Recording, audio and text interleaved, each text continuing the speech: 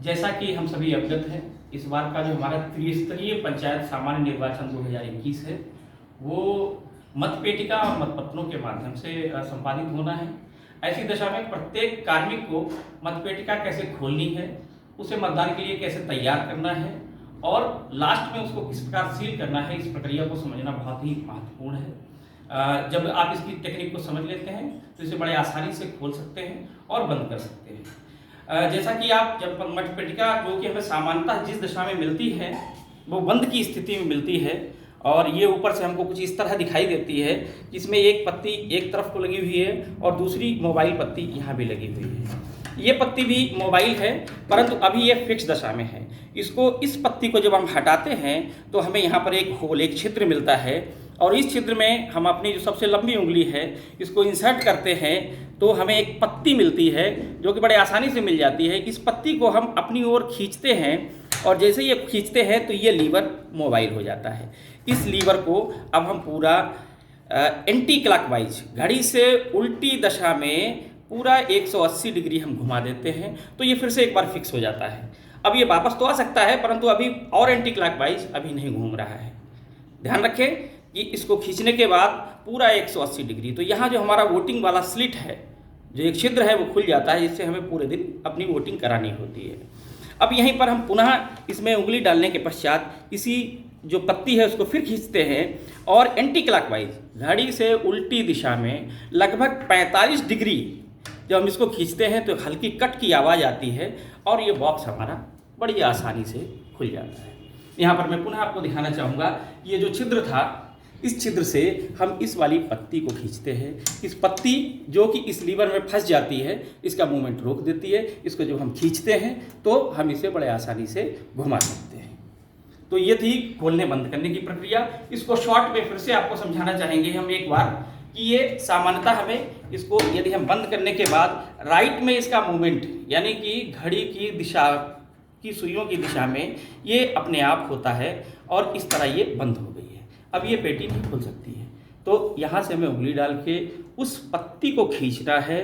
खींचने के बाद एंटी क्लॉकवाइज घड़ी से उल्टी दिशा में पहले हमें पूरा 180 डिग्री, फिर ये पुनः नहीं खुल सकती अभी। इसके बाद में हम फिर इसको एंटी क्लॉकवाइज घड़ी से उल्टी दिशा में 45 डिग्री फिर घुमा देते हैं तो हल्की सी कट की आवाज़ आती है और ये बॉक्स हमारा खुल जाता है। अब हमें बॉक्स को मतदान के लिए तैयार करना है, तो वहाँ पर जितने भी उम्मीदवार या मतदाता उपस्थित होते हैं उनको हम अवलोकन करा देते हैं कि इसके अंदर कुछ भी नहीं है, इसमें कोई मत पहले से अंकित नहीं किया गया है। तो सबसे पहले जब हम इसे तैयार करते हैं तो ये पता लिखा हुआ टैग, जो कि ऊपर वाला टैग जो एक हैंडल में मारा जाता है और एक अंदर, ये दोनों समान होने चाहिए, एक ही मध्य स्थल के होंगे, इसको हम इसके अंदर डाल देते हैं। इसके बाद में हम पेपर स्ट्रिप, ये पेपर स्ट्रिप, इसके ऊपर एक विशेष नंबर अंकित होता है, इसका नंबर हम सभी को वहाँ पर नोट भी करा देते हैं। इसके अलावा जो हमारे उम्मीदवार हैं या उनके अभिकर्ता हैं जो कि इसका क्रमांक नोट करना चाहते हैं, साथ ही इसके ऊपर हस्ताक्षर अंकित करना चाहते हैं, तो पीठासीन अधिकारी के अलावा वो लोग भी अपना हस्ताक्षर इसके ऊपर अंकित करते हैं। अंकित करने के पश्चात इसको हम इस छिद्र को सील करने के लिए इसको हम प्रयोग करते हैं और इसमें हम नीचे हल्का सा हाथ का सहारा लेते हैं तो ये बड़ी आसानी से हम बीच के जो खांचे हैं उनमें उसको फंसाने के बाद पुनः इस तरह से एक तरफ को और बड़ी आसानी से इसी तरह दूसरी ओर को इसे हम डाल देते हैं और डालने के बाद ऊपर की तरफ से हम ये देख लेते हैं कि इसका जो क्रमांक था वो हमें यहाँ से दिखना चाहिए। तो ये क्रमांक इस तरफ से जब दिखने लगता है, इसके बाद हम चूँकि ये बहुत ही पतली होती है, डेलिकेट होती है, इसलिए एक दफ्ती का हल्का सा पतला सा टुकड़ा जो कि हमको पहले से दिया जाता है या दफ्ती जो हमारे पास होती है उससे काट लेते हैं। यहाँ पर थोड़ा सा गोंद लगाते हैं और गोंद लगाने के बाद इसको इंसर्ट करके और रोक देते हैं। जो बचा हुआ हिस्सा है उसको हम वापस इन्हीं में फंसा देते हैं। ये चूँकि गोंद से फिक्स हो गया होता है और फंसाने के बाद ये वाला भी इसमें वापस फंसाते हुए और हम इसके सिरों पर हल्की सी सील वैक्स एंड सील की सहायता से हम इसको रोक देते हैं। तो ये हो गई हमारी पूरी सीलिंग की प्रक्रिया। जैसे ही हमारी सीलिंग की प्रक्रिया पूरी हो जाती है तो अब हम इस बॉक्स को बंद कर सकते हैं। ये बॉक्स आसानी से बंद हो गया।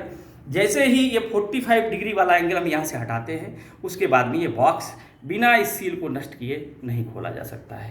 तो इसके बाद में हम इसको वापस क्लॉकवाइज घड़ी की दिशा में 45 वापस ले आते हैं। जैसे ही हम इसको वापस लाते हैं तो ये स्लिट जिससे हमें पूरे दिन वोटिंग करानी है वो हमारा छिद्र खुल जाता है और हम पूरे दिन इससे वोटिंग कराते रहते हैं।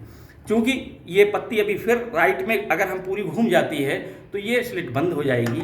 इसको और इस सील को सुरक्षित रखने के लिए इस पत्ती को वापस अपनी दशा में लाते हुए एक पतले तार का टुकड़ा लेकर और जो कि हमें पहले से दिए जाते हैं इसमें डालते हुए और इसको हम बड़ी अच्छी तरह से बांध देते हैं और पूरे दिन हमारी मतदान प्रक्रिया इस तरह से संपादित होती रहती है। अंत में जब हमें बॉक्स सील करना होता है तो बहुत छोटी प्रक्रिया रह जाती है कि इस तार के टुकड़े को हम खोलते हैं और आसानी से बाहर निकालते हुए इस लीवर को इधर घुमाते हुए और इस पत्ती को पूरा क्लॉकवाइज 180 घुमाते हैं तो स्लिट हमारा पूरी तरह से बंद हो जाता है। अब इस बॉक्स को बिना इस सील को नष्ट किए बिल्कुल भी इसे खोला नहीं जा सकता है।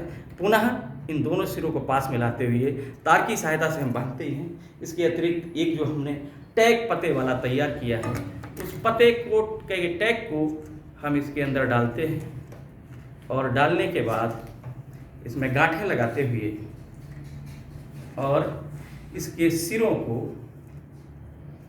हम वैक्स और सील की सहायता से इसके सिरों को हम सील कर देते हैं। धन्यवाद।